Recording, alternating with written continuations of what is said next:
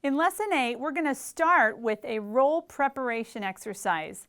In this book, there's actually no rolls, but it is something that I want to prepare you for as we move on in these next few books.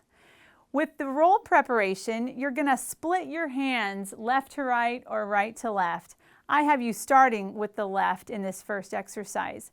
It's basically our very first exercise from Lesson 1, but you're just going to split it between the hands now. Your left hand's going to start playing the first eighth note while your right hand follows, right one after the other. As you do those repetitions, you will move up in a stepwise motion and then back down just like you did in the very first lesson. The only difference is the double vertical strokes are now split between the hands instead of played in unison.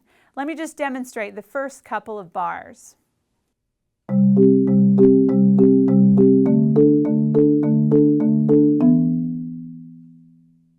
The only difference between this exercise and the very first one is that with the first one, you played your double verticals in unison like this. In this lesson, you're just going to split them so that they go between each other.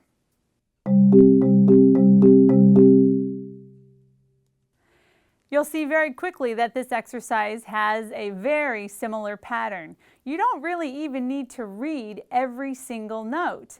I'm going to do the same repetitions. We're going to repeat 8 times, then 4 times, then 2 times, and the last measure on this exercise, unlike the very first exercise, I'd like you to do it with 1 repetition per stroke. So you've seen this pattern before. Music is full of various different kinds of patterns, and it's good to recognize those even in an exercise.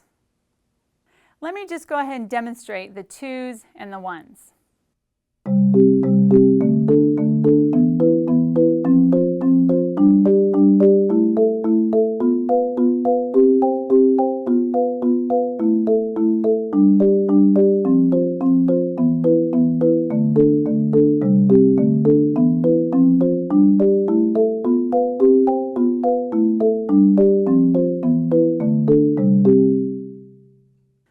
You'll notice that we never actually get up to the tempo of a roll with this exercise. It is a roll preparation exercise. When you work on your rolls, it will be at a much faster pace, and I don't think we're quite ready for that. Our stroke tempos have been slow throughout this book to really develop some good technique.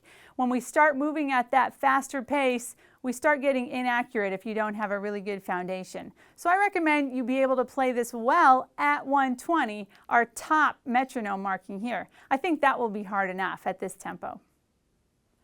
If this is a concept that you'd like to develop further, you can take the chord progression exercises from lesson 6 or 7 and apply this same technique. Instead of playing both of your hands together, just split your hands. Start with the left hand first, followed by the right hand. It would be a good idea to do the same thing and start with your right hand.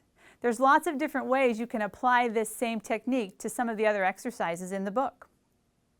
Throughout four-mallet literature, there are many different types of rolls, and this hand-to-hand roll, which we're practicing right now, will be prevalent in the future.